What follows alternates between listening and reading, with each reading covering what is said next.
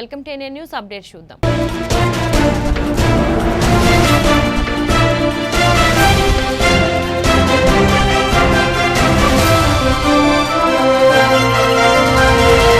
Amaravati court చివాట్లు పెట్టినప్పుడైనా DGP మారి ఉంటే అబ్దుల్ సలాం కుటుంబానికి ఈ పరిస్థితి వచ్చేది కాదని టీడీపీ జాతీయ అధ్యక్షుడు మాజీ సీఎం చంద్రబాబు అన్నారు. గురువారం ఆయన మాట్లాడుతూ ప్రభుత్వానికి చిత్తశుద్ధి ఉంటే బాధ్యులపై కఠిన చర్యలు తీసుకోవాలన్నారు. రాష్ట్రంలో ఏ కుటుంబానికి భద్రత లేదని విమర్శించారు. సిబిఐ విచారణకు ఆదేశించి ఫాస్ట్ ట్రాక్ కోర్టులో విచారణ జరపాలని డిమాండ్ చేశారు. సలాం కుటుంబానిది ముమ్మాటికి ప్రభుత్వ హత్యేనని చంద్రబాబు ఆరోపించారు. వేధింపులకు గురి చేసి సలాం కుటుంబాన్ని బలి తీసుకున్నారని చంద్రబాబు విచారణ వ్యక్తం చేశారు. సలాం కేసులో రైల్వే పోలీసులు కేసు నమోదు చేస్తే టీడీపీ న్యాయవాది వల్లే బెయిల్ వచ్చిందంటూ ప్రభుత్వం కొత్త నాటకం ఆడుతోందన్నారు. న్యాయవాదుల వల్ల బెయిల్ వస్తాయా అని ప్రశ్నించారు. పనికిమాలిన రాజకీయాలు చేస్తూ ఎవరిని మోసం చేస్తున్నారని చంద్రబాబు ఆగ్రహం వ్యక్తం చేశారు. అబ్దుల్ సలాం కుటుంబానికి జరిగిన అన్యాయం చూస్తూ ఉంటే ఈ రాష్ట్రంలో ఎవరికైనా సరే భద్రత ఉందా అనే అనుమానం అందరికీ వస్తుంది. ఇది చాలా బాధాకరమైన సంఘటన, హృదయ విదారకమైన సంఘటన. తలుచుకుంటే మనసు మొత్తం కలచివేసే పరిస్థితికి వస్తుంది. ఈరోజు మనం చూస్తూ ఉంటే ఈ యొక్క జగన్మోహన్ రెడ్డి అసమర్థ ప్రభుత్వానికి, రాక్షస ప్రభుత్వానికి ఏ విధంగా కుటుంబాలు బలైపోతున్నాయి, రాష్ట్రం మొత్తం ఏ విధంగా మానసిక ఆందోళనకు గురవుతున్నారో ఇది ఒక ఉదాహరణ మాత్రం.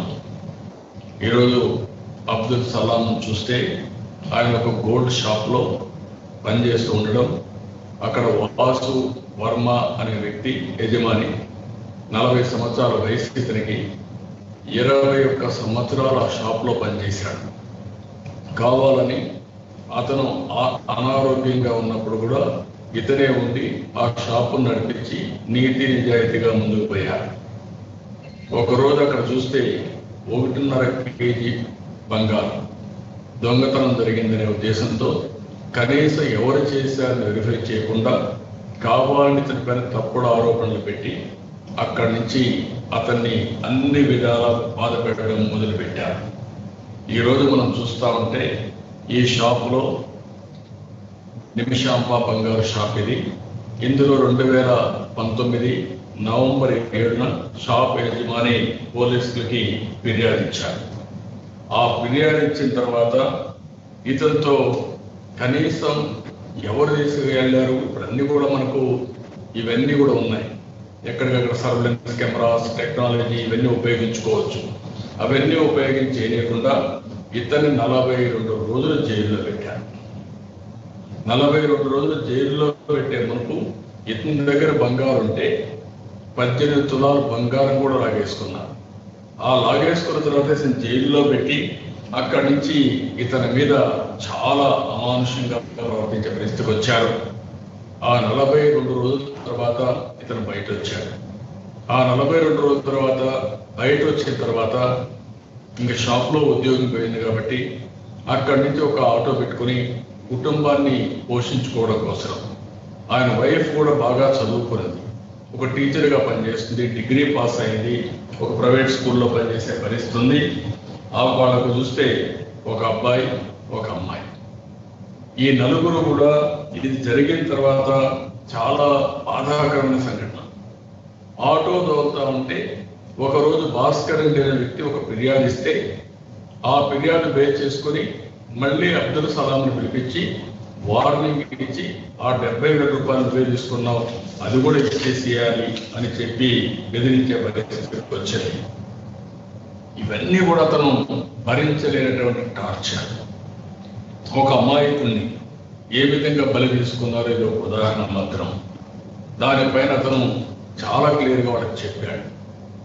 చెప్పినప్పుడు అక్కడ జరిగినటువంటి అవమానాలు, వీళ్ళు బెదిరించిన విధానం చూసిన తర్వాత, వాళ్ళు పెట్టిన టార్చర్ చూసిన తర్వాత ఇంకా మనం బతకలేము, మనకెవరు దిక్కులేరు అనే ఒక దమనీయమైన పరిస్థితులు. ఎంత దుర్మార్గం అంటే వాళ్ళు నలుగురు కూర్చొని ఒక వీడియో తీసి ఆ వీడియోలో ఒక ప్యాథటిక్ సిచ్యువేషన్, చాలా అది చూసినప్పుడు కరుడు గట్టిన రాక్షసత్వానికి కూడా మనసు కరిగిపోతున్నాడు.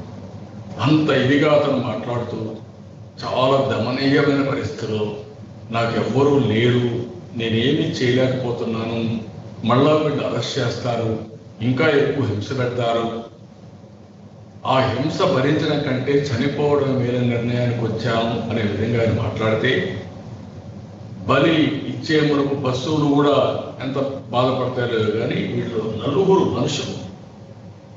అతను మాట్లాడాడు. అతని భార్య చాలా పేదలంగా, ఏం చేయాలో తెలియని పరిస్థితులు, ఆవిడ అట్లా నిస్సహాయ స్థితిలోకి వెళ్ళిపోవడం. పిల్లలు పాపం వాళ్ళ అమాయకులు. ఆ పిల్లలు కూడా మన వయసు చూస్తే చాలా చిన్న వయసు, ఒకరికి 14 సంవత్సరాలు, ఒకరికి 7 సంవత్సరాలు. ఆ వయసులో ఉండే పిల్లలు ఏం చేయాలో తెలియకుండా గమ్మనట్నే నిస్సహాయ స్థితిలో ఉండిపోవడం. అదే మరిగా వాళ్ళ అత్త ఒక మాట చెప్పింది, ఆ విషయం మీరే చూడాల్సిన అవసరం ఉంది. ఆవిడ చెప్పింది, పోలీస్ స్టేషన్లో ఉన్నప్పుడు పిలిపించి, నువ్వు జైల్లో ఉన్నావు, రేపు రాబోయే రోజుల్లో మళ్ళా జైలుకు పోతావు, పోయినప్పుడు మీ ఇంటి దగ్గర ఉండరు, నీ భార్య పిల్లలు ఉంటారు, అలాంటప్పుడు రోజుకు ఒక పోలీసులు పంపిస్తానని మాట్లాడు. అది ఎక్కడ సభ్యతో నాకైతే అర్థం కావడం లేదు. ఇవన్నీ అతని మనసులో పనిచేసాయి. పని చేసిన తర్వాత ఎంత భయంకరమైన సిచ్యువేషన్ అంటే, మొన్న మనం చూసాం, వాళ్ళ అత్త చెప్పింది, పోయే మనకు కూడా ఎక్కడికి పోతున్నారు, పిల్లలు వదిలిపెట్టుకోమంటే కాదులే మేము బయట పోయేస్తామని వెళ్ళి నేరుగా ఆత్మహత్య చేసుకునే పరిస్థితికి వచ్చారు. అది కూడా పాండ్యం దగ్గర గౌదూర్ పోలీస్ స్టేషన్ దగ్గర టువర్డ్స్ డోన్ దగ్గర పోతా ఉంటే అక్కడ పోయి పిల్లల్ని ఆ ట్రాక్ కట్టేసి, ఒకవేళ బదిలీ మళ్ళా వెళ్ళిపోతారేమో, మళ్ళా వెళ్ళి దిక్కులేదు, ఏం చేయాలి అనే ఉద్దేశంతో ఇద్దరు కట్టేసి వీటిద్దరు కూడా ఆ ట్రాక్ మీద పడుకొని చనిపోయారంటే, ఆత్మహత్య చేసుకున్నారంటే మానవత్వం ఉండే ఏ వ్యక్తి అయినా సరే చలించక మానదు. ఈ విషయం మనం గుర్తుపెట్టుకోవాల్సిన అవసరం ఉంది. అది జరిగింది. జరిగిన తర్వాత ఏం చేశారు?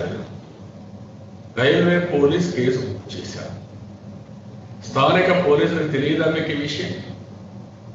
మీరు అబ్దుల్ సలాం తీసుకొచ్చిన విషయం మీకు తెలియదా? పోలీస్ స్టేషన్కి 42 రోజులు జైల్లో పెట్టిన విషయం మీకు జ్ఞాపకం లేదా? అదే సమయంలో మీరు 42 రోజులు జైల్లో పెట్టి మళ్ళా కేసు పెడతామంటే భయపడిపోయి ఆటోలో జరిగిన దొంగతనం కూడా అతను పిలిపించి బెదిరించిన తర్వాత అతని ఆత్మహత్య చేసుకున్న తర్వాత ఏ విధంగా స్పందించారు పోలీసులు? అక్కడ హెడ్ కానిస్టేబుల్ గారు, సిఐ గారు, అక్కడ ఎస్ఐ గారు, అక్కడ డిఎస్పీ గారు, ఎస్పీ గారు ఏ విధంగా స్పందించారు? అది ఆత్మహత్య కింద క్రియేట్ చేశారు. ఆ తర్వాత వాళ్ళ అత్త ఆ ఫోన్ తీసుకొని అందులో ఉండే వీడియో రిలీజ్ చేసే వరకు ప్రపంచాన్ని మీరు మభ్యపెట్టే పరిస్థితికి వచ్చారు. ఆ వీడియో కానీ బయట పెట్టకపోతే అది ఆత్మహత్య కిందనే చిత్రీకరించబడేది. ఏదో కుటుంబ కారణాలు, వాళ్ళు చనిపోయారు, ఎవరిది తప్పలేదు. అది జరిగిన తర్వాత మీరు చేసిన పని అని అడుగుతున్నాను. నేను ఒక ట్వీట్ ఇచ్చాను. నేను ట్వీట్ ఇచ్చే వరకు మీరు యాక్షన్ తీసుకోలేదు.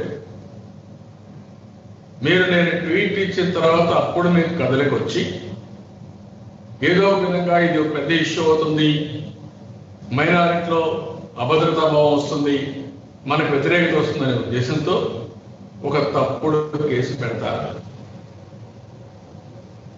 ఒరిజినల్గా మీరు చూస్తే ఆ కేసులు పెట్టినప్పుడు ఏదైతే మనం చూసినప్పుడు 174 సిఆర్పిసి పెట్టి రైల్వే పోలీసులు కేసు బుక్ చేస్తే దాన్ని మీరు ఆర్డర్ చేసి 323, 324 కేసు పెట్టి తర్వాత వాళ్ళ మదరిల్లా ఎవరైతే ఉందో, ఏవైతే మబ్బుని నల్లబండ ఆవిడిచ్చిన స్టేట్మెంట్ తీసుకొని 161 స్టేట్మెంట్ రికార్డ్ చేసి వేగ్ అలిగేషన్స్ పెట్టి మీరు కోర్టులో పెడితే అది నిలబడకుండా చేసుకోవడానికి ముందే ఒక కుట్రబన్ని కేసు పెట్టినట్టు ఉండాలి, వాళ్ళు బెయిల్ చేసేయాలి, కేసును కొట్టేయాలి. ఇది ఎక్కడ తప్పుడు విధానం జరుగుతున్నాం? దానిపైన కావాలని తెలుగుదేశం పార్టీని తీసుకొచ్చారు, అడ్వకేట్ వాళ్ళు వచ్చారు. నేను అడుగుతున్నా వీళ్ళని, అడ్వకేట్ వల్ల బెయిల్ వస్తాయా?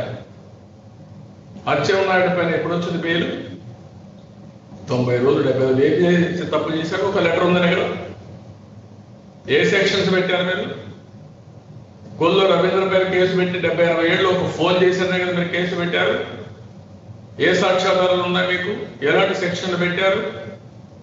అదే మరిగా మిగిలిన వాళ్ళందరి పైన కూడా మీరు పెట్టిన కేసు నిన్న రైతులు, రాజధాని రైతుల పైన మీరు కేసు పెడితే ఏమని పెట్టారు? ఎస్సీ రైతులు వాళ్ళ ఊరికి వేరే వాళ్ళు వస్తే మా ఊరికి ఎందుకు వచ్చారు అడిగితే ఒక కేసు పెట్టి మళ్ళా వాళ్ళు విత్డ్రా చేసుకొని మాకెందుకు వచ్చిందని చెప్పితే విత్డ్రా చేసుకున్న కేసు పైన మీరు ఒక ఎస్టీ అట్రాసిటీ కేసు పెట్టి జైల్లో పెడతారా మీరు? అది ఎవరిపైన? ఎస్సీల పైన ఎస్టీ అట్రాసిటీ కేసు. నరసరావుపేట జైల్లో వాళ్ళు తీసుకొస్తా ఉంటే బేడీలే తీసుకొస్తారు. అది మీడియాకు రావడం, మేము కూడా ఎక్స్పోజ్ చేయడం మొదలు పెడితే ఇమ్మీడియట్గా ఎస్ఐని సస్పెండ్ చేసి 2వ రోజు మళ్ళీ రీఇన్స్టేట్ చేస్తారనేది. వాళ్ళు ఇంతవరకు రిలీజ్ కాలే, ఈ రోజు రిలీజ్ అయిపోతున్నారు. అంటే ఎవరిని మోసం చేస్తారు మీరు? ఎందుకు ఈ పనికి మాలిన రాజకీయాలు చేస్తూ రాష్ట్రాన్ని ఒక భయభ్రాంతులు చేస్తూ అశాంతికి ఎందుకు గురి చేస్తున్నారని అడుగుతున్నాను. దీనికి సమాధానం చెప్పమంటున్నాను. వాళ్ళ అత్త అడిగింది, ఒక మాట అడిగింది, నా అల్లుడు నాకు వచ్చి చెప్పాడు, పోలీస్ స్టేషన్లో జైల్లో ఉన్నప్పుడు పోలీసులు బెదిరిస్తూ నువ్వు జైలుకు పోతావు, జైలుకు పోయిన తర్వాత ప్రతిరోజు ఒక కానిస్టేబుల్ మీ ఇంటికి పంపిస్తాం, నీ పిల్లలు నీ భార్య దగ్గర కంటే ఎంత అమానుషం అని అడుగుతున్నాను. అలాంటిది ఆవిడ ఎంత బాధపడుతుందో, ఒక ఆడబిడ్డ కింద ఎంత మానసిక క్షోభ అనుభవిస్తుందో మనం ఆలోచించుకోవాల్సిన అవసరం ఉంది. ఎందుకు ఇవన్నీ జరిగాయని అడుగుతున్నాం. ఈరోజు మనం అందరం కూడా ఒకసారి చూస్తే ఇంత అమానుషం జరిగిన తర్వాత ఇప్పటికి కూడా బుకాయిస్తున్నాం. మేజిస్ట్రేట్ అక్కడ రికార్డ్ చేసినప్పుడు కనీసం సాక్ష్యాలు కూడా లేకుండా సరిగా కూడా ఎఫ్ఐఆర్ 2 ఐపీఎస్ ఆఫీసర్లు పంపించారు మీరు ఇన్వెస్టిగేషన్కి. ఐపీఎస్ ఆఫీసర్లకి కేసు పెట్టడం తెలియదా? కేసు సక్రమంగా పెడితే ఈ పరిస్థితి వస్తుందా? మీకు అధికారం లేదా? ఇంతకుముందు కూడా మనం చూస్తున్నాం ఈస్ట్ గోదావరి జిల్లాలో అవన్నీ కానీ సక్రమంగా జరుగుంటే ఈరోజు ఈ పరిస్థితి వచ్చేది కాదు. ఈస్ట్ గోదావరి జిల్లాలో సత్తా కూతురు ఇదే మాదిరిగా ఎక్కడికక్కడ ఆ అమ్మాయిని హెరాస్ చేస్తా ఉంటే,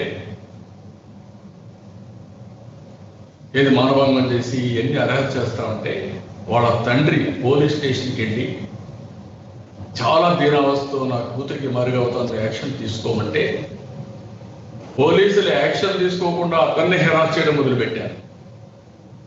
ఇది ఎవరైతే దోషులు ఉన్నారో వాళ్ళతో మీరు కొల్లుడైనట్టు కాదు. తర్వాత కొన్ని రోజులకి అతను పోయి వస్తా ఉంటే అతని భార్య స్నానం చేసి వస్తా ఉంటే అలాంటి ఫోటోలు తీసి ఇవన్నీ ఉన్నాయని ఆ అమ్మాయిని ఒక బ్రోతల కింద చిత్రీకరిస్తూ మాట్లాడడం మొదలుపెట్టారు. ఈ మళ్ళీ పోలీసుల దగ్గరికి వెళ్తే మళ్ళా వాళ్ళు హెరాస్ చేయడం మొదలుపెట్టారు. ఇతన్ని బతికితే లాభం లేదు, నేనేం చేయలేకపోతున్నాను, ఈ అవమానాన్ని భరించి నేను ఆత్మహత్య చేసుకుంటే పోలీస్ స్టేషన్ మనం హాస్పిటల్ తీసుకెళ్తే ఆ హాస్పిటల్లో ఉన్నప్పుడు వీళ్ళు ఆడిన డ్రామా మేము ఒక టీములు పంపిస్తే అక్కడ ఆడిన డ్రామా ఎవరైతే దోషులు ఉన్నారో వాళ్ళే వెళ్ళి ఆవిడ్ని కూడా బెదిరించి మేము అన్ని చూసుకున్నాం, మాకు ఏ రాజకీయ పార్టీలు అవసరం లేదు, ఎవరు సపోర్ట్ అవసరం లేదు, మేము బాగానే ఉన్నామని చెప్పించే పరిస్థితికి మీరు వచ్చారంటే ఎంత దుర్మార్గం నేను అడుగుతున్నాను. ఆ రోజు సత్యనపల్లి లాక్డౌన్ సందర్భంగా మహమ్మద్ గౌస్ బయట వచ్చారని పోలీసులు కొట్టి చంపేసే పరిస్థితికి వచ్చారు. అదే మరి ఇంకొక పక్కన సీఎం సొంత జిల్లా ఏదైతే కడప జిల్లా, ఎవరైతే అక్కడ చూస్తే షేక్ అజీరా ఒక అంగన్వాడీ టీచర్ రాయచోటి, ఆ అమ్మాయిని హెరాస్ చేసి అంగన్వాడీ సెంటర్ తగలబెట్టి 10,000 రూపాయలు జీతం వస్తా ఉంటే ఒక తల్లి 2 పిల్లలను చూసుకునే ఒక ఆడబిడ్డ పైన మీ ప్రతాపం అని అడుగుతున్న అమ్మాయిదే చెప్పింది, బాధపడుతూ చెప్పింది. ఇదేనా మీ ప్రతాపం? ఏమనుకుంటున్నారు? నా మీద చేస్తారా ఇంత అన్యాయం అని? మనమే అసెంబ్లీలో చూసాం. కౌన్సిల్ షరీఫ్ ఒక చైర్మన్, ఒక రాజ్యాంగపరమైన పదవి, అలాంటి వ్యక్తిని ఎంత దారుణంగా నీతి నిజాయితీ వ్యవహరించిన వ్యక్తిని ఏ విధంగా దాడి చేశారో మనం అవి కూడా చూసాం. నువ్వు సాయిబోగా పుట్టావా అని మాట్లాడడం, ఇలాంటివన్నీ. ఈరోజు చీరాల్లో మనం చూసాం, ముఖ్యమంత్రి ఇప్పటికి కూడా మాస్క్ పెట్టుకోవడం. నేను అడుగుతున్నాను, చీరాల్లో ఒక యువకుడు బయట వచ్చాడని మాస్క్ పెట్టుకున్న అతన్ని కొట్టి చంపేసిన ఘనత ఈ ప్రభుత్వానికి దక్కింది. ఇంతవరకు వాళ్ళపైన యాక్షన్ లేదు.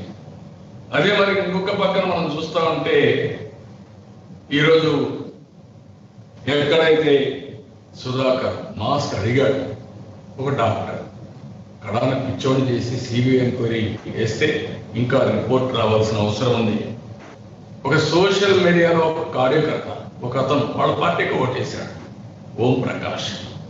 అతను బాధపడి ఇంత రేట్లు పెరిగిపోయినా నేనే ఓటేశాను, తప్పు చేశాను బాధపడుతూ ఒక వీడియో ఇస్తే, బాధతో ఆవేశంతో ఒక మాట అంటే, అతన్ని చంపేసే పరిస్థితి, చనిపోయే పరిస్థితి తీసుకొచ్చారా? ఏం చేశారు? ఎందుకు చెప్పలేకపోయారు? నేను ఆ రోజు దాన్ని ఎందుకు పోస్ట్ మార్టం చేయలేదని అడిగితే, అప్పుడు పోస్ట్ మార్టం చేసి నాకు నోటీసు పంపించారు. ఏమని? మీరు సాక్ష్యాధారాలు ఇవ్వండి అని నాకు నోటీసు పంపిస్తారంటే ఇన్వెస్టిగేషన్ ఆఫీసర్ నేనా? అంటే ఎంత దారుణం అంటే, ఆ రోజు నుంచి ఆ కాల్ డేటా, సెల్ ఫోన్ లో ఉండే కాల్ డేటా తీసుకోమంటే తీసుకునే పరిస్థితులు లేదు. ఎందుకు దాచిపెట్టారు? అంటే పోలీసు వ్యవస్థలో ఇవన్నీ వస్తే మీరు చూశారు. డీజీపీ, నేను విశాఖపట్నం వెళ్ళాను. ఆ రోజు నన్ను పోనీయకుండా చేస్తే, నాకు పర్మిషన్ ఇచ్చి బయట పోనీయకుండా చేసి తిరిగి వచ్చాను, రాసిచ్చాను. హైకోర్టులో అడిగారు, ఇదేనా మీరు మెయింటైన్ చేసే లా అండ్ ఆర్డర్ అని. డీజీని స్వయంగా నిలదీస్తే, చట్టాన్ని చూపిస్తే, కనీసం డీజీపీ ఆ రోజైనా మారుంటే, ఇంపార్షియల్గా యాక్ట్ చేసే పరిస్థితి వస్తే ఇలాంటి జరిగేటివి అని పెడుతున్నాం. ఎవరి మీద పెడుతున్నారు? తిరిగి మా మీద కేసులు పెట్టి, ప్రజల మీద కేసులు పెట్టి, మీరు మమ్మల్ని బెదిరించి, మళ్ళా మీ అసోసియేషన్ ద్వారా కూడా మమ్మల్ని తిట్టించి, ఎంత అమానుషం అండి. ఎవరు? అబ్దుల్ సలాం. ఏ పార్టీ కాదు, ఒక కుటుంబం. ఎక్కడో ఆయన బతుకుంటున్నాడు.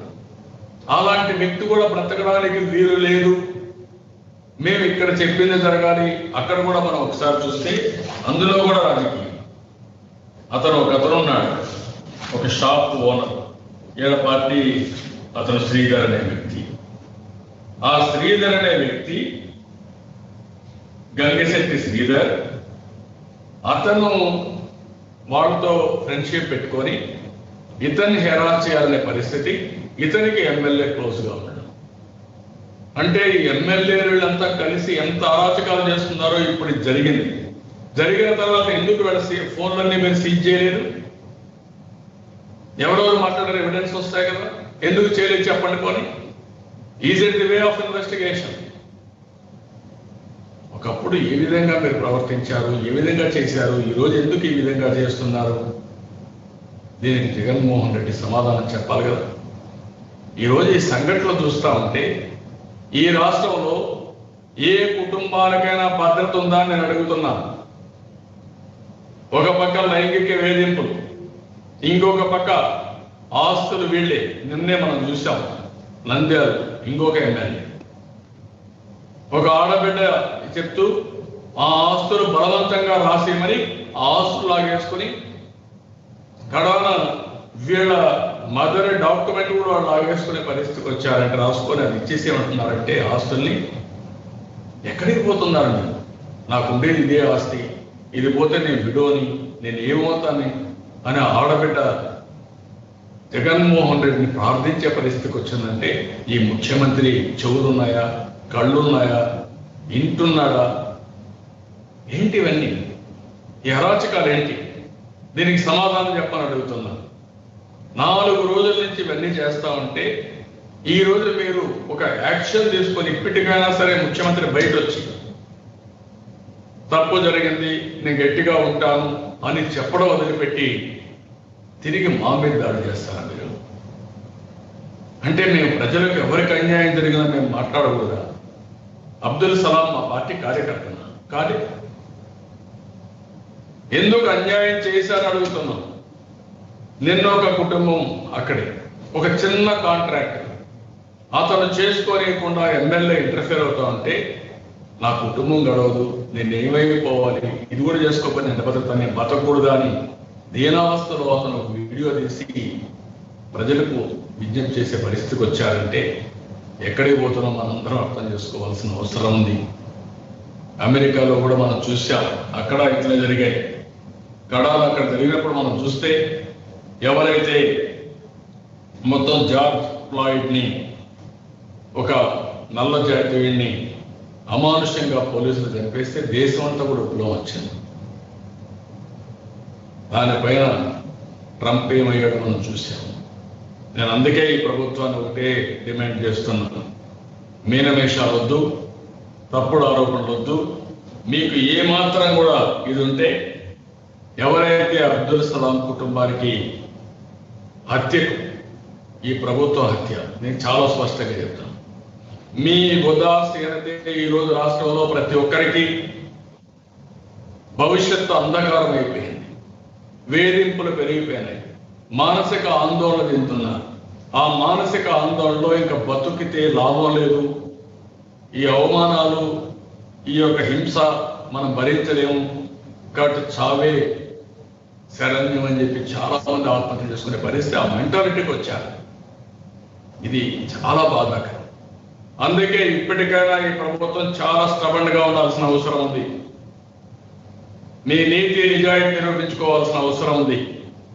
అదే సమయంలో కఠినంగా వ్యవహరిస్తే తప్ప ప్రజల్లో మళ్ళీ ఒక మనోభావాన్ని పెంచే పరిస్థితి ఉండదు. అందుకని ఎవరైతే సిఐ గాని హెడ్ కానిస్టేబుల్ గాని ఇమ్మీడియట్ గా డిస్మిస్ చేయాలి. పదవిని చేసే అధికారం మీకుంది. ఇది ఒక మర్డర్. ఈ మర్డర్లో నేను రాగద్వేషాల గురించి నేను మాట్లాడడం లేదు. నేను ఒకటే అడుగుతున్నా, ఇలాంటి సంఘటన జరిగినప్పుడు మానవత్వం మళ్ళీ సమాజంలో ఒక నమ్మకాన్ని కల్పించవలసిన బాధ్యత మన పైన ఉంది.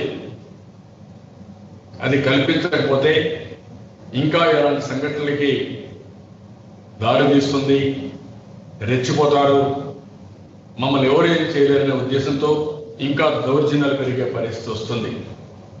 సూపర్వైజర్ ఆఫీసర్ డిఎస్పీ అతను కూడా సస్పెండ్ చేయాలి, సిబిఐ ఎంక్వైరీ చేయాలి, ఈ కాల్ డేటా ఇవన్నీ పెట్టుకోవాలి, ఫాస్ట్ ట్రాక్ కోర్టు కూడా పెట్టాలి. ఒక డెమాన్స్ట్రేటివ్గా మనం యాక్ట్ చేస్తే తద్వారా రాష్ట్రం మొత్తం ఒక మెసేజ్ వెళ్తుంది. దానివల్ల ఇంకొకరు ఇలాంటి తప్పులు చేయాలంటే భయపడే పరిస్థితి వస్తుంది. లోపభూయిష్టమైన ఎఫ్ఐఆర్, సమాచారాలు కూడా సరిగ్గా ఇవ్వకుండా పోవడం. మీరు అమాయకుల్ని పనిష్ చేయాలంటే లేనిపోని సెక్షన్స్ అన్ని పెట్టి వాళ్ళకు బెయిల్ రాకుండా చేసే మీరు నిజమైన దోషుల్ని, ఇలాంటి హత్యలకు కారణమైనటువంటి ఆత్మహత్య చేసుకుని ప్రేరేపించడానికి కారణమైన వ్యక్తుల్ని మీరు షీల్డ్ చేయడం కోసం ఇలాంటి తప్పుడు కేసులు పెడతారా? అంటే సాక్ష్యాలు లేకుండా చేస్తారా? ఇది చాలా దుర్మార్గం. దీన్ని మా పార్టీ చాలా తీవ్రంగా ఖండిస్తున్నాం. ఈరోజు ఇది అయింది, కంటిన్యూగా జరుగుతున్నాయి. ఆ రోజు ప్రజావేదిక విధ్వంసం నుంచి ప్రారంభమైన విధ్వంసం నిరంతరం కొనసాగే పరిస్థితి వచ్చింది. శివప్రసాద్ లాంటి వ్యక్తి కూడా మానసిక ఆందోళన గురి, ధైర్యాన్ని కోల్పోయి ఆత్మహత్య చేసుకునే పరిస్థితి వచ్చింది. ఈ విధంగా మనం చూస్తే చాలా మంది, ఇది చాలా బాధాకరమైన సంఘటన చెప్పి తెలియజేసుకుంటూ ఈరోజు నేను ఒకటే డిమాండ్ చేస్తున్నా, తక్షణమే ప్రభుత్వం స్పందించాలి, మానవతా దృక్పథంతో యాక్ట్ చేయాలి. ఇప్పటికైనా ఈ రాష్ట్రంలో లా అండ్ ఆర్డర్ రెస్టోర్ చేయాలి. పోలీసు వ్యవస్థకు నేను అందరికీ విజ్ఞప్తి చేస్తున్నా, ఈరోజు మీరు కూడా ఒకసారి ఆలోచించుకోవాల్సిన అవసరం ఉంది. ఈరోజు అమాయక కుటుంబాలకే భద్రత లేకపోతే రేపు మీ కుటుంబాలకు కూడా భద్రత ఏ విధంగా ఉంటుందో మీరు ఒక్కసారి ఆలోచించండి. ఈరోజు ప్రజలు నిస్సహాయ స్థితికి వచ్చిన తర్వాత ఈ యొక్క అటవిక రాజ్యం ఇదే మాదిరిగా ముందుకు పోతే రేపు రాబోయే రోజుల్లో ఎవరికి ఎక్కడ భద్రత, ఏ కుటుంబానికి ఎక్కడ భద్రత, ఎవరి ఆస్తులకు ఎక్కడ భద్రత, ఇదే విధంగా మానసిక వేధింపులు ఎక్కువైతే అంటే మనం వాళ్ళని పుట్టైనా చంపేస్తాం, లేకపోతే వాళ్లే ఆత్మహత్యలు చేసుకుని చనిపోయే పరిస్థితి రావాలా? ఒక డిగ్నిఫైడ్గా బ్రతకడానికి రాష్ట్రంలో అవకాశాలు లేవా? ఆ విషయమే నిలదీస్తున్నా. ఇప్పటికైనా సరే 1.5 yearగా నేను చూశాను, చాలా దుర్మార్గం. One of the best state. ఒకప్పుడు లా అండ్ ఆర్డర్ సమస్యలే ఉండేటివి కాదు ఈ ప్రాంతాల్లో. రాయలసీమలో ఫ్యాక్షన్స్ ఉన్నప్పుడు కొంతవరకు ఉంటే, ఆ తర్వాత ఎప్పుడు కూడా రాయలసీమలో కూడా కంట్రోల్ చేసాం. ఆ రోజు నేనే కంట్రోల్ చేశాను, ఫ్యాక్షన్ మొత్తం కంట్రోల్ చేశాం, తీవ్రవాద సమస్యను కంట్రోల్ చేశాం, రౌడీజాన్ని కంట్రోల్ చేశాం, మత విద్వేషాలు ఎక్కడ లేకుండా చేశాం. అలాంటిది ఈరోజు మళ్ళీ ఇంత దారుణంగా జరుగుతున్నాయంటే ఇక్కడ హిందువులు కానీ ముస్లింలు కానీ మిగిలిన వాళ్ళు కానీ అందరూ కలిసి ఉండే ఈ దీంట్లో ఇలాంటివి చేసే పరిస్థితి. ప్రజల మనోభావాలను దెబ్బతీస్తున్నారు. నిన్న కూడా వెంకటేశ్వర స్వామి సన్నిధిలో ఎస్వీబీసీ ఛానల్లో అశ్లీష ఇవి పోర్న్ ఫిల్మ్స్ అన్ని భక్తులకు పంపించే పరిస్థితి వాళ్ళు అడిగితే వీళ్ళు దాంట్లో ఉండిపోయి అదే పంపించేసే పరిస్థితికి వచ్చారంటే ఎక్కడికి పోతున్నా అయితే నాకైతే అర్థం కాదు. భయం లేదు, భక్తి లేదు, ఒక గవర్నమెంట్ ఉంది అనేది లేదు. పూర్తిగా దుర్వినియోగం చేసే పరిస్థితికి వస్తున్నారు. డెలిబరేట్గా చేస్తున్నారా, కావాలని చేస్తున్నారా, ఒక అటవిక రాజ్యంలో ముందుకు పోతున్నారా, ఇవన్నీ మనం ఆలోచించాల్సిన అవసరం ఉంది. ప్రజలందరూ కూడా దీన్ని ఆలోచించి అబ్దుల్ సలాం కుటుంబానికి మనం సంఘీభావాన్ని తెలియచేయాలి. ఈరోజు అబ్దుల్ సలాం ఒక కుటుంబమే కాదు, రేపు మనం కూడా ఇదే మాదిరిగా మన కుటుంబాలకి, మన బంధువులకి, సమాజంలో ఒకరు జరిగితే ఎంత ఆవేదన ఉంటుందో, ఆందోళన ఉంటుందో ప్రతి ఒక్కరూ ఆలోచించాల్సిందిగా మరొక్కసారి అందరికీ విజ్ఞప్తి చేస్తూ దీన్ని చాలా తీవ్రంగా ఖండిస్తూ ఇమీడియట్గా యాక్షన్ తీసుకోవాల్సిందిగా డిమాండ్ చేస్తున్నాను. సలాం అత్తగారి వీడియో ఉంది,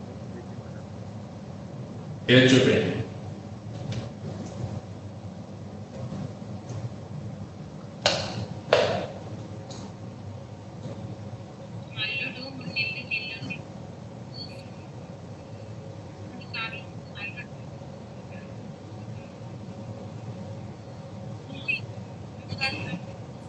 కొంచెం సౌండ్ పెట్టండి.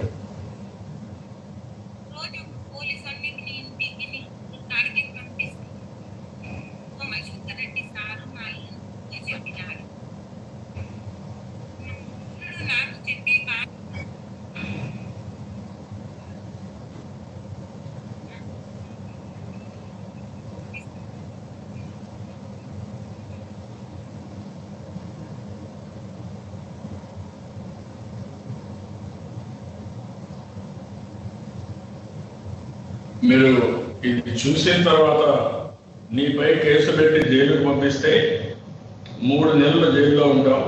తర్వాత నీ పెళ్ళాం వద్దకు మా వాళ్ళని రోజుకొకరిని చొప్పున పంపిస్తాం అనే రీతిలో మాట్లాడారంటే, ఆవిడ చెప్పిందంటే ఇది చెప్పి అతను చాలా బాధపడ్డాడు అని చెప్పిందంటే ఇలాంటి వేధింపులే కారణం. అలాంటి నిస్సహాయ స్థితికి ఏ మనిషి కూడా చనిపోవాలి అనుకోడు. చనిపోవాలి, ఆత్మహత్య చేసుకోవాలంటే కూడా ధైర్యం కావాలి, మొండి ధైర్యం కావాలి. ఇంకా బతకలేను, ఇంకా నా వల్ల కాదు అనేది వచ్చినప్పుడే ఇలాంటి అఘాయిత్యాలకు పాల్పడతారు తప్ప అదర్వైజ్ ఏ వ్యక్తి కూడా ఆత్మహత్య చేసుకునే పరిస్థితి రారు. ఇది చాలా బాధాకరం. అలాంటి వర్డ్స్ మాట్లాడడం, ఆ కేసులో కూడా చూస్తే అన్ని ఏ విధంగా మాట్లాడారంటే, ముందు వాళ్ళు పెట్టిన కేసు FIR 22/2020లో 3/11/2020 సెక్షన్ 174 CRPC, అదే మరి లెటర్ దాన్ని అమెండ్ చేసి 174 CRPC 323, 324 కింద చేయడం. 161 స్టేట్మెంట్ 161 స్టేట్మెంట్ తీసుకున్న వేగ్ అలిగేషన్స్ పెట్టి, అంటే సాక్ష్యాలు ఏమీ లేవు అనే విధంగా పెట్టి ఈ బెయిల్ రావడానికి 323, 506, 509, 306 రెడ్ విత్ 34 రిమాండ్కి పెట్టి పంపించారు. ఇవన్నీ చూసిన తర్వాత రిమాండ్ మేజిస్ట్రేట్ రిపోర్ట్ చూస్తే వీళ్ళు ఎంత ఆఫ్ హార్టెడ్గా పనిచేశారో, ఎంత లాలోచిప్పుడు పనిచేశారో దాంట్లోనే ఎక్స్ప్లెయిన్ చేశారు. ఇప్పుడు మీరు ఏమైనా క్వశ్చన్స్ ఉంటే అడగండి, అవన్నీ కూడా.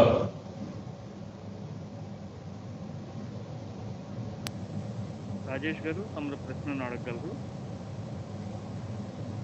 సార్, రాజధాని రైతులకు బేడీలు వేసిన పోలీసుల విషయంలో వారి సస్పెన్షన్ వెంటనే తొలగించడం, ఇప్పుడు అదేవిధంగా అబ్దుల్ సలాం సంబంధించి వారికి బెయిల్ రావడం, పోలీసుల ఈ రకంగా వ్యవహరించినప్పుడు కూడా వారిని ప్రభుత్వం ఎందుకని వెనకేసుకొచ్చి కాపాడాలని ఎందుకు ప్రయత్నించారు? మీ కామెంట్స్ అంటే మీరే చెప్పాలి. ఇప్పుడు నేనేమంటానంటే, ఒక కుటుంబం బిఫోర్ చనిపోయే ముందుకు ఒక వీడియో తీసి చనిపోయారంటే, నాకు ఎవరు లేరు అని చెప్పితో నన్ను ఎవరికి చెప్పుకోలేరు, నన్ను ఎవరు కాపాడలేరు కాబట్టి నేను చనిపోదాం అని చెప్పారంటే దానికి బలమైన కారణాలు ఏమున్నాయో అని నేను మీకు ఇప్పుడు చెప్పాను. వాళ్ళ అత్త చెప్పినటువంటి ఆవిడ వాయిస్లోనే అది కూడా మీకు పెట్టాను. అతను డైయింగ్ డిక్లరేషన్, చనిపోయే మునుపు ఎవడు తప్పు చెప్పడు. అలాంటి డిక్లరేషన్ చెప్పినప్పుడు అమాయకంగా నాకు ఏం తెలియదు, ఆ భాస్కర్ కేసు నా మీద పెడుతున్నారు, నేను చెప్పినా వీళ్ళు వినలేదు, ఇంకా నాకు వేరే మార్గం లేదు అని ఇవన్నీ కూడా పెట్టుకొని అసలు చనిపోయే పరిస్థితికి వచ్చారంటే ఇది చాలా స్పష్టం. అదే మరి ఇక్కడ రాజధానిలో ఏంటి? కేసే లేదు. కేసు లేకుండా వాళ్ళ మీద ఎస్సీ అట్రాసిటీ కేసు ఎస్సీల పైన పెడతారు. అదే మరిగా ఆ ఎస్ఐ ఆ బేడీలు వేసిన దానికి అతను సస్పెండ్ చేసి నెక్స్ట్ డే మళ్ళీ రీఇన్స్టేట్ చేస్తారు. ఈ అన్నిటికీ డీజీ గారి ఆన్సర్లు ఉన్నాయా, సమాధానం ఉన్నాయా? Can you answer the people? Not for me. నేను అపోజిషన్ లీడర్గా అడగకూడదా? నేను అపోజిషన్ పార్టీగా మాజీ ముఖ్యమంత్రి అడగకూడదా? అడిగితే నా మీద దాడి చేపిస్తారా మీరు? నా మీద విమర్శలు చేస్తారా? మీరు సమాధానం చెప్పాల్సింది నాకు కాదు, ప్రజలకు సమాధానం చెప్పాలి. ప్రజలకు సమాధానం చెప్పకుండా ఇప్పటికే కూడా పొంగునూరులో ఓం ప్రకాష్ ఆత్మహత్య చేసుకున్నాడని చెప్పిన మీరు పోస్ట్ మార్టం చేయకుండా అతన్ని అంత్యక్రియలు చేశారు. మేము చెప్పిన తర్వాత పోస్ట్ మార్టం చేశారు. కాల్ లిస్ట్ బయట పెట్టమంటే ఇంతవరకు పెట్టకుండా మమ్మల్ని సాక్ష్యాలు అడుగుతారా మీరు? అదే వేరే వాళ్ళకి వదిలిపెడతారా మీరు? ఇక్కడే లా అండ్ ఆర్డర్ మొత్తం గాడి తప్పింది. అమాయకులు బలైపోయే పరిస్థితికి వస్తున్నారు. ఆ సత్తార్ కేసులో మీరు చూశారు, ఎంత దారుణం అంటే. ఇంకా కుటుంబం భయపడిపోయేసి ఇంకా అతను చావు బ్రతుకుల్లో ఉన్నాడు. కూతురు పైన ఇలాంటి లైంగిక వేధింపులు చేస్తా ఉంటే అతను అడిగిన దానికి భార్యను కూడా అవమానించే విధంగా, అతన్ని అవమానించే విధంగా బ్రోతలకి చిత్రీకరించి కడాను ఆత్మహత్య చేసుకుంటే బెదిరించే పరిస్థితికి వచ్చారంటే బరిదిగించడం కాకపోతే ఏంటండి? ఎందుకు ముఖ్యమంత్రి మాట్లాడాల? ఇన్ని సంఘటనలు జరిగితే ఎందుకు నోరు జరగాల? ఒక్కరోజు ముందుకు వచ్చి 12 మంది ఒక అమ్మాయి పైన సామూహిక మానభంగం చేస్తే రాజమండ్రిలో మాట్లాడారా మీరు? ఒక ఎస్సీ మహిళ, ఒక అమ్మాయి. ఆ రోజు చెప్పి మీరు దిశ గిశ అని మాట్లాడుతున్నారు. ఏం దిశ? ఎక్కడుంది మీకు దిశ? ఆ అమ్మాయికి ఆ రోజు గారు మీరు చెప్పుంటే గట్టిగా తప్పు చేశారు, ఎవడైనా యాక్షన్ తీసుకుంటాం, ఫర్మ్గా యాక్షన్ తీసుకుంటాం చెప్పి యాక్షన్ తీసుకుంటాం జరిగేటివేని. ఈరోజు అబ్దుల్ సలాం చనిపోయేవాడా? ఆ రోజు సుధాకర్ రావు పైన గారి మీరు ఒక్క మాస్క్ ఇచ్చి, ఆయన అడిగేది ఏంటి? మాస్కే కదా, ఆయన రాజకీయం చేయలేదే. మాస్క్ అడిగితే నేను డాక్టర్గా నా ప్రాణాలు పోతాయేమో నాకు కూడా భయం ఉంది. కోవిడ్ మీద మేము అందరం కూడా చేస్తాం, సామాజిక బాధ్యత. కానీ మాకు మాస్క్ ఏమని అడిగితే మాస్క్ ఇవ్వకుండా అతన్ని సస్పెండ్ చేసి పిచ్చోడు చేస్తారా మీరు? ఇది అరాచకం తప్ప ఇంకోటి కాదు. ఈ అరాచకాలు అడ్డు మీదే. ఇలాంటి ఇంకా జరిగితే సమాజంలో ఏమవుతుందనే భయం కూడా వస్తాం. భార్గవ్ గారు తమ ప్రశ్నను అడగగలరు. వీడికి బెయిల్ 3 నెలలు రాకపోవడానికి ఈ కేసు వెంటనే రావడానికి సెక్షన్ తేడా మీరేం ఇంకొంచెం గట్టిగా మాట్లాడతారు, కొంచెం గట్టిగా. చిన్నడికి 3 నెలలు బెయిల్ రాలేదు. ఈ నంద్యాల కేసులో 12 గంటల్లో బెయిల్ వచ్చింది. అంటే తేడా ఎక్కడ ఉంది సార్? సెక్షన్లలో వచ్చిన తేడా, సెక్షన్లోనే తేడా, పోలీసులోనే తేడా, కేసు పెట్టడంలో తేడా లేకుంటే ఎట్లా వస్తుంది? ఇప్పుడు 4 చనిపోతే అంత దారుణంగా అలాంటి కేసులు మీరు పెట్టిన సెక్షన్స్ వల్ల 12 గంటల బెయిల్ వచ్చింది. లెటర్ రాశాడు అనే కేసు పెట్టి సెక్షన్స్ పెట్టి ఆయన్ని 3 నెలలు జైల్లో పెట్టారు. ఫోన్ చేశాడు, ఆ ఫోన్ విన్నాడు అనే ఉద్దేశంతో రవీంద్రని 50 రోజులు 60 రోజులు జైల్లో పెట్టారు. మరి ఎక్కడ సమాధానం? దీనికి ఆన్సర్ ఏంటి? తర్వాత ఇక్కడ రాజధాని ఏరియాలో మీరు కేసులు పెడుతున్నారు. కేసులు ఏం పెడుతున్నారు? అందరి పేర పెట్టేస్తున్నారు. మీకు చట్టం ఎక్కడుందని అడిగితే సమాధానం చెప్పాలి. నేను అడుగుతున్నా, ఇప్పుడు కూడా చట్టం ఎక్కడుందో మీకు చెప్పండి. ఏ చట్టం కింద కేసులు పెడతానని అడుగుతున్నా. ఇన్సైడర్ ట్రేడింగ్ అనేది ఎక్కడుంది? ఎక్కడ ప్రొహిబిట్ చేసాం? రిజిస్ట్రేషన్ ప్రొహిబిట్ చేశామా? అమ్మకాల్ని కొనడాన్ని ప్రొహిబిట్ చేశామా? ఒక చట్టము, ఒక ఎంఎంఓనో, ఒక జీవోనో లేకపోతే, వైలేట్ చేయకపోతే ఏ విధంగా మీరు యాక్షన్ తీసుకుంటారు? 100 సార్లు మేము ఛాలెంజ్ చేశాం. ఛాలెంజ్ చేసి సమాధానం చెప్పడం మళ్ళీ కేసు పెడతారు. అంటే వేర్ యు గోయింగ్? ఈ రోజు ఈ రాష్ట్రం రాజ్యాంగ పరంగా పరిపాలన సాగుతా ఉందా? చట్టపరంగా పాలన సాగుతా ఉందా? లేకుంటే మేము ఇష్టంగా చేస్తాం ఒక ఉన్మాది పాలన జరుగుతా ఉందా? They have to answer.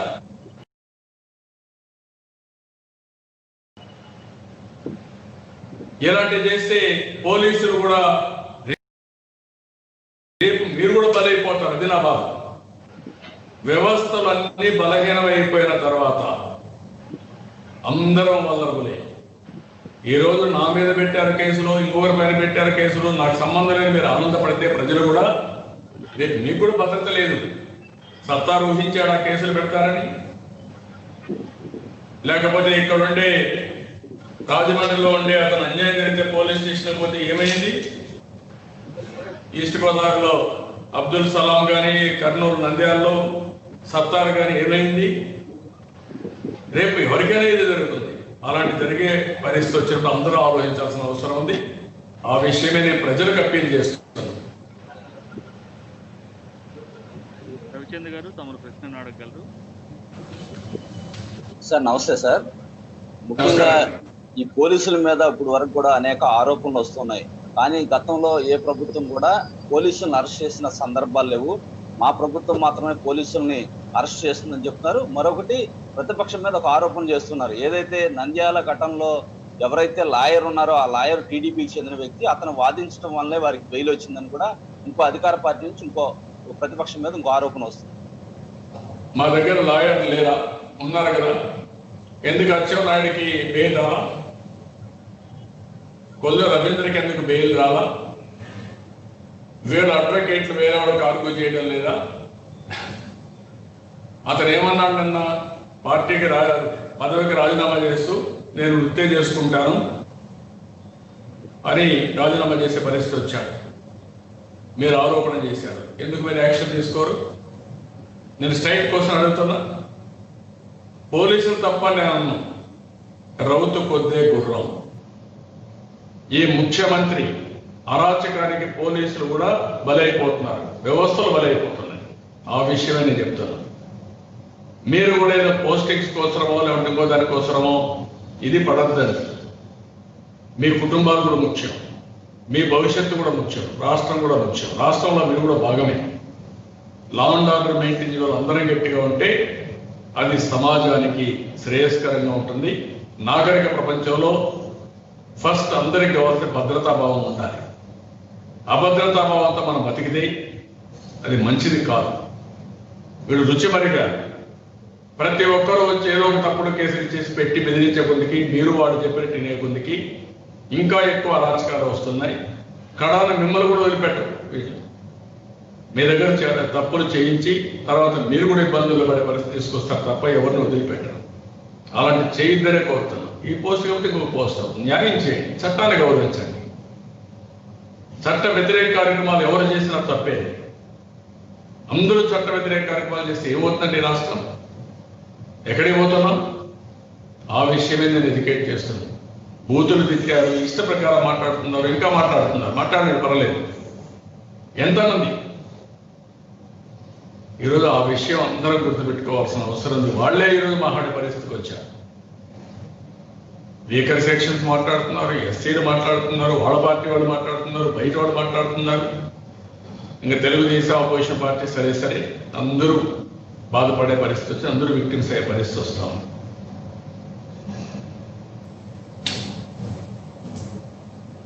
Anybody? Sambasivarao గారు తమ ప్రశ్న అడగగలరు. సార్ నమస్తే సార్, సాంబశివరావు సార్. చెప్పండి. ఇప్పుడు మీరు నెంబర్ ఆఫ్ ఇష్యూస్ ని లిస్ట్ అవుట్ చేశారు, ఎక్కడెక్కడ ఎవరెవరికి ఎలా అన్యాయం జరిగింది అనే దాని మీద. ఇంత సిరీస్ ఆఫ్ ఇన్సిడెంట్స్ జరుగుతూ ఉన్నాయంటే లా అండ్ ఆర్డర్ లో మీకు ఏమైనా ప్రాబ్లం కనిపిస్తుందా? లా అండ్ ఆర్డర్ లో మెయింటెనెన్స్ చేయడంలో ఏమైనా లోపం కనిపిస్తుందా? చేస్తున్నదా? అంటే కావాలని చేస్తున్నదా లేకపోతే లా అండ్ ఆర్డర్ లో లోపం ఉందా? నేను మాట చెప్తానంటారా? రాజ్యాంగపరమైనటువంటి పాలన రాష్ట్రంలో జరుగుతూ ఉందా? రాజ్యాంగపరమైన పాలన జరిగితే కోర్టులు ఏం చెప్తాయి? కోర్టులు ఎప్పుడు కూడా ఎవరైనా సరే తప్పులు చేస్తే ఇది తప్పు, ఇది చట్ట వ్యతిరేకం అని కరెక్ట్ చేస్తారు. అలాంటి వాళ్ళపైన కూడా సోషల్ మీడియాలో మీరు కేసులు పెట్టే పరిస్థితి వస్తే ఏం చెప్పాలి?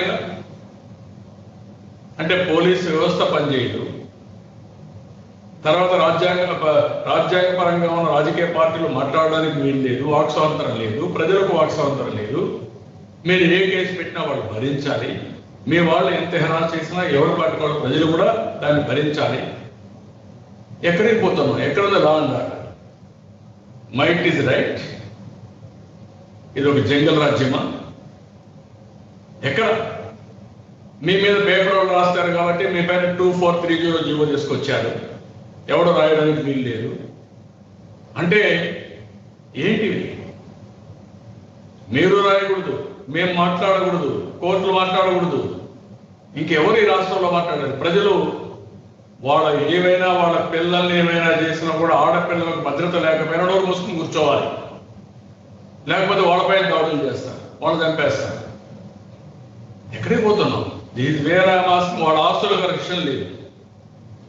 నిన్న చూశారు, ఇదే నంద్యాల ఒక ఆవిడ, ముసలావిడ ఆత్మహత్య చేసుకునింది.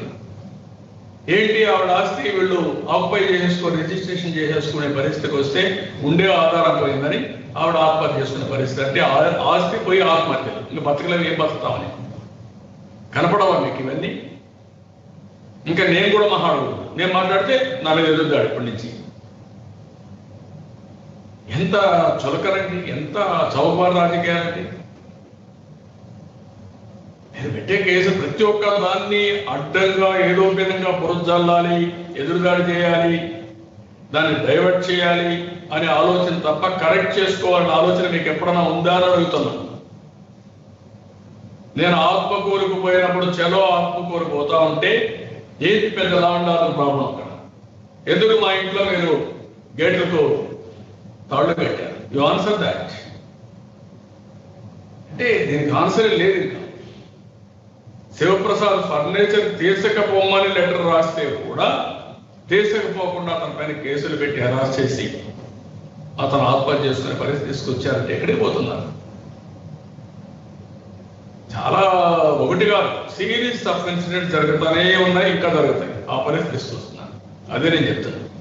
నేను చెప్పిన కేసులన్నీ సమాధానం చెప్పానంటే వెళ్ళి రాజధాని రైతులంటే ఎస్సీల వాళ్ళు కేసు లేదు, ఎందుకు అరెస్ట్ చేశారు చెప్పరు? Who are you to arrest? What case? పోలీసులు ఏ విధంగా సమర్థించుకుంటారు దీన్ని? కేసు విత్డ్రా చేసిన తర్వాత, మేము కేసు పెట్టలేదని పబ్లిక్ గా చెప్పిన తర్వాత మీరెవరు వాళ్ళని అరెస్ట్ చేయడానికి? రైతులను అరెస్ట్ చేసి, అది ఎస్సీ అట్రాసిటీ కింద అరెస్ట్ చేసి బేడీలు తీసుకొస్తారా? ఆ తర్వాత ఎస్ఐ గట్టిగా అడిగితే మేమంతా ఎక్స్పోజ్ చేస్తే, జేఏసీ పెద్ద ఎత్తున ఆందోళన చేస్తే ఇమ్మీడియట్ గా ఎస్ఐని 24 ఏళ్ళు సస్పెండ్ చేసి మళ్ళీ రివోక్ చేస్తారా? వీళ్ళు మాత్రం జైల్లో పెడతారా? మీరు ఏంటి? రాజధాని ప్రాంతంలో ఏం జరుగుతా ఉంది? కీచకపరం. ఆడపిల్లలను రెడ్డి హ్యూమిలియేట్ చేస్తున్నారు. ఎందుకు హ్యూమిలియేట్ చేస్తారు? ఆ రోజు ఏం చెప్పారు? ఎన్నికల ముందు చెప్పిన మాట ఏంటి? ఈ రోజు మీరు చేసేది ఏంటి? దీనికి సమాధానం చెప్పమంటే ఎదురుదాడులు, లేకుంటే విక్టిమైజేషన్. ఇక్కడే ప్రాబ్లం. నేను అడిగాను, చాలా ఇప్పుడు అడుగుతున్నాను మీరు అందరినీ, మీరు చెప్పండి. పోయి అమరావతిలో ఇన్సైడర్ ట్రేడింగ్ అని చెప్పే పెద్ద మనుషులు ఎక్కడ ఏ చట్టాన్ని ఉల్లంఘించారో కేసు చెప్పండి. ఇది చట్టం, దీన్ని ఇక్కడ ఉల్లంఘించారో చెప్పండి. అది లేనప్పుడు మీరు ఎవరు యాక్షన్ తీసుకోవడానికి? ఇది రాష్ట్రంలో, ఈ దేశంలో చట్టం లేదా? అందరం కూడా ఆ చట్టాలని అండగా పెట్టుకొని బతుకుతున్నాం. ఆ చట్టాలను గౌరవిస్తూనే ప్రజాస్వామ్యాన్ని కాపాడుకుంటాం. రాజ్యాంగం మనకి ఇచ్చిన హక్కు. ఆ విషయం గుర్తుపెట్టుకోండి. లేకపోతే అటవిక రాజ్యానికి మనకు భేదం ఏముందండి? పశువులకి మనకు తేడా ఏంటండి? మైట్ ఈజ్ రైట్ అయితే ఆ విషయం అడుగుతాను, సమాధానం చెప్పమంటున్నాను. ఓకే, తమరు కంక్లూడ్ చేయగలరు. రాష్ట్రంలో ఉండే ప్రజలందరికీ ఒక విజ్ఞప్తి చేస్తున్నాం. ఈరోజు అబ్దుల్ సలాం కుటుంబానికి జరిగిన అన్యాయం ఒక కల్మినేషన్ మాత్రమే. ఇలాంటి సంఘటనలు చాలా జరిగాయి. ఆ సంఘటనలు జరిగినప్పుడు పోలీసు వ్యవస్థ సక్రమంగా పనిచేస్తుంటే, ఇనిషియల్ స్టేజ్లోనే దాన్ని నివారించగలిగి ఉంటే ఈరోజు ఈ సంఘటన జరిగేది కాదు. ఇది అరాచకానికి ఒక పరాకాష్ట. చేయన తప్పుకు బంగారు షాపులో ఉండే వ్యక్తిని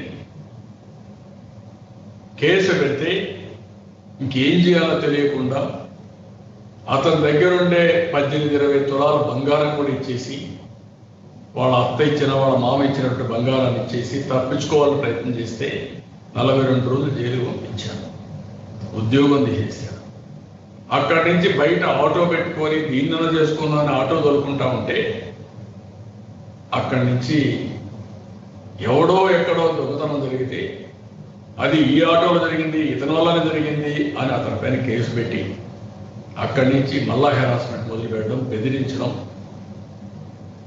చాలా మనకు. అందుకే నేను పోలీసులకు ఒక అప్పట్లో నేను ఒకటి పెట్టాను, బాడీ వర్న్ కెమెరాస్ అన్నాను. పోలీసులు మాట్లాడే భాష కూడా ప్రజల్ని హింస పెట్టే విధంగా ఉండకూడదు, ప్రజలు కూడా పోలీసుల పైన దాడి చేయకూడదు. ఈ రెండు రికార్డ్ చేయడానికి బాడీ వర్న్ కెమెరాస్ కూడా పెట్టాం. దానివల్ల ఏమవుతుందంటే అది లండన్లో ఉంది. దానివల్ల ఎవరు కూడా, ప్రజలు భయంగా ఉంటారు, వాళ్ళు చట్టాన్ని గౌరవిస్తారు, పోలీసులు కూడా ప్రజల పట్ల దురుసుగా లేకుండా ఫ్రెండ్లీ పోలీసులు ఉన్నారని ఆ రోజు మనం ముందుకు పోయాం. అవన్నీ పోయేసి ఈరోజు వన్ సైడెడ్గా అందరిపైన కేసులు పెట్టి ప్రజాస్వామ్యంలో నిరసన తెలియజేయడం, డిసెంట్ ఎక్స్ప్రెస్ చేయడం ప్రజల హక్కు, రాజకీయ పార్టీల బాధ్యత. అలాంటివి ఎక్కడా చేయకూడదు. ఇక్కడ ఇండ్లు ఇవ్వలేదు, ఎవరైనా బయట జరిగితే కేసు పెట్టడం. ఇండ్లు ఇవ్వలేదు, ఒక 10 మంది గ్యాదర్ అయ్యి కాదు ఇది మంచిది కాదు మీరు ఇవ్వండి ఆందోళన చేస్తే వాళ్ళ మీద కేసు పెట్టడం. అంటే ఏం చెప్పాలి వీళ్ళకి? ఇవన్నీ కరెక్ట్ కాదు. ఇలాంటి సంఘటనలు ఇంకా చాలా జరిగే ప్రమాదం ఉంటుంది. నేను ఒకటే చెప్తాను, ఇంకొక విషయం కూడా మనం గుర్తుపెట్టుకోవాలి. సత్తార్ అనే వ్యక్తి ఎవరికి చెప్పుకోలేకపోయాడు. బాధను షేర్ చేసుకోవడానికి ఎవరు లేరు అతనికి.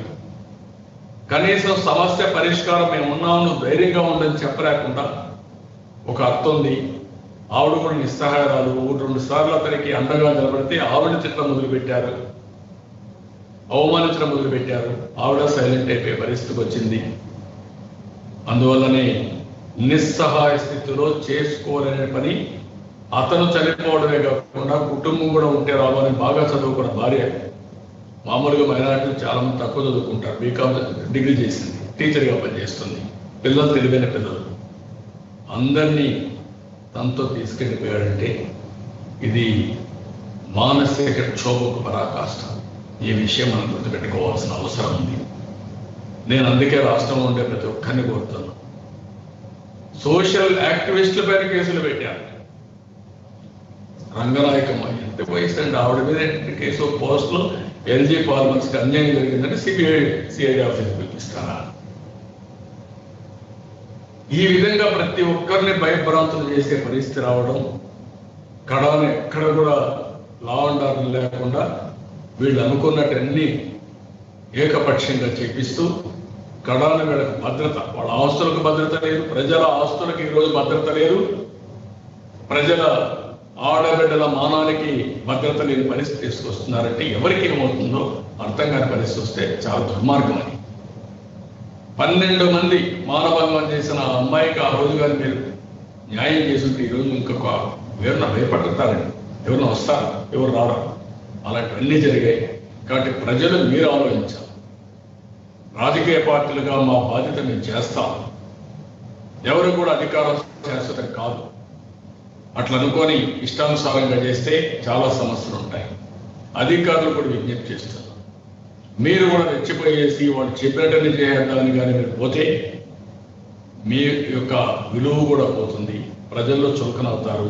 వ్యవస్థలు ఇప్పటికే పతనావస్థకి వెళ్ళాయి. వ్యవస్థలు కాపాడుకుంటే వ్యవస్థలు మనల్ని కాపాడతాయి. వ్యవస్థలు పతనావస్థకి వెళ్ళిపోతే మనం కూడా దిక్కులేని పరిస్థితి వస్తుంది. ఈ విషయం మీరు గుర్తుపెట్టుకోవాలి. రాజ్యాంగం మనకు కొన్ని వ్యవస్థలు క్రియేట్ చేసింది, కొన్ని హక్కులు ఇచ్చింది, కొన్ని బాధ్యతలు ఇచ్చింది. అదే సమయంలో చట్టాలు తీసుకొచ్చాం. కొన్ని ఇన్స్టిట్యూషన్స్ ఒక పక్క మనం చూస్తే ప్రజలు ఓటేసి మమ్మల్ని గెలిపిస్తున్నారు. ప్రజాస్వామ్యంలో మేము పాలసీలన్నీ మేము నిర్ణయిస్తాం. చట్టాలన్నీ మార్పులు చేర్పులు రాజ్యాంగ పరంగా మేము చేసే హక్కు ఇచ్చారు స్టేట్ గవర్నమెంట్, సెంట్రల్ గవర్నమెంట్కి. ఇంకో పక్క ఎగ్జిక్యూటివ్ ఆ చట్టాలను అమలు చేయాలి తప్ప చట్టాలను ఉల్లంఘించే అధికారం మీకు లేదు. అలాంటి జరిగితే 4th ఎస్టేట్ మీరు మీడియా ఉన్నారు, మీరు ఎప్పటికప్పుడు ఎక్స్పోజ్ చేస్తారు. దేనికోసం ఎక్స్పోజ్ చేస్తారు? ప్రజాభిప్రాయాన్ని మొబిలైజ్ చేయడం కోసం, తప్పుగా చెప్పడానికి మీ బాధ్యత. ఇవన్నీ కూడా జరుగుతూ ఉంటే కోర్టులు ఎక్కడైనా కానీ జరిగితే కోర్టులు ఇంటర్వ్యూన్ అయ్యి రాజ్యాంగ పరంగా చట్టపరంగా కరెక్ట్గా ఉన్నాయా లేదని కరెక్ట్ చేసే బాధ్యత రాజ్యాంగ పరంగా ఆ వ్యవస్థను ఏర్పాటు చేసుకున్నాం. ఇలాంటి వ్యవస్థలన్నీ కూడా చెక్స్ అండ్ బ్యాలెన్స్ అన్ని కూడా డిస్ట్రాయ్ చేసిన తర్వాత లేదు నా ఇష్ట ప్రకారం చేస్తాం, మమ్మల్ని అడిగేవాళ్ళు లేరు అన్న తర్వాత మీకు కూడా రక్షణ ఉండదు. పోలీసులకు రక్షణ ఉండదు, అధికారులకు రక్షణ ఉండదు, ఎమ్మెల్యేలకు రక్షణ ఉండదు, లేకుంటే ప్రజలకు రక్షణ ఉండదు. ఆ విషయం మనం గుర్తుపెట్టుకోవాల్సిన అవసరం ఉంది. అందుకే నేను మిమ్మల్ని అందరినీ విజ్ఞప్తి చేస్తున్నా, ప్రజల్లో చర్చ జరగాల్సిన అవసరం ఉంది. అబ్దుల్ సలాం కుటుంబానికే కాదు, అబ్దుల్ సలాం ఒక కుటుంబం బలైపోయింది. మళ్ళీ సమాజంలో ఏ కుటుంబం కూడా ఈ విధంగా బలి కాకుండా ఉండాలంటే మనలో చైతన్యం రావాలి. మనందరం కూడా చర్చ చేయాలి, డిబేట్ చేయాలి. ప్రతి ఒక్క ఊరిలో మీరు ఆలోచించుకోవాలి, ఈ ప్రభుత్వంలో మీ ఆడపిల్లలకు భద్రత ఉందా, మీకు భద్రత ఉందా, మీ ఆస్తులకు భద్రత ఉందా అనే విషయం మీరు ఆలోచించాల్సిందిగా ప్రతి ఒక్కరిని కోరుకుంటున్నా. ఇప్పుడు నేను మాట్లాడాను, సాయంత్రానికి నా మీదకి వస్తామండి. బూతుల పంచాంగం చేసేవాళ్ళు బూతుల పంచాంగం, హెచ్చరించేవాళ్ళు హెచ్చరించడం, విమర్శించేవాళ్ళు విమర్శించడం. అంటే ఎవరి కోసం నేను ఇది చేశాను? నా స్వార్థం కోసమా? కాదు. అబ్దుల్ సలాం నాకు పరిచయం లేదు, కానీ సమాజంలో జరిగే అరాచకాలు, ప్రతి ఒక్క కుటుంబం కూడా రాష్ట్రంలో సేఫ్గా ఉండాలి, వేరే కుటుంబానికి ఇలాంటి జరగకూడదనే ఉద్దేశంతోనే ఈరోజు తెలుగుదేశం పార్టీ గెలవింపుతున్నాం. మైనారిటీలో చాలా మంది ముందుకు వచ్చి వాళ్ళు ఫైట్ చేస్తున్నారు, ప్రజలు స్పందిస్తున్నారు. అందరూ కూడా స్పందించి ఎక్కడికక్కడ ఈ ప్రభుత్వానికి ఒక హెచ్చరిక చేయాల్సిన అవసరం ఉంది. ఇంకొక సంఘటన తిరిగి పునరావృతం కాకుండా చేసే బాధ్యత మనందరి పైన ఉంది, మీడియా పైన ఉంది. అందరూ భయపడతా స్వార్థంతో కూర్చుంటే కడాన ఈ రాష్ట్రం ఒక రావణాసుడు కాష్టం మారి తయారైపోతుంది. నిరంతరం ఇలాంటి జరుగుతూ ఉంటాయి. దీనికి హద్దు లేకుండా పోయే పరిస్థితి వస్తుంది. మనం ఇప్పటికైనా సరే అందరూ ఆలోచించి దీన్ని ఎక్కడికక్కడ చైతన్యవంతులుగా మనం తయారై ఇలాంటి జరగకుండా గట్టిగా మనం ఖండించాల్సిన అవసరం ఉంది. దానికి అందరూ ముందుకు రావాల్సిందిగా మరొక్కసారి అందరినీ కోరుకుంటూ వస్తారని ఆశిస్తూ అందరికీ నమస్కారాలు. జై హింద్.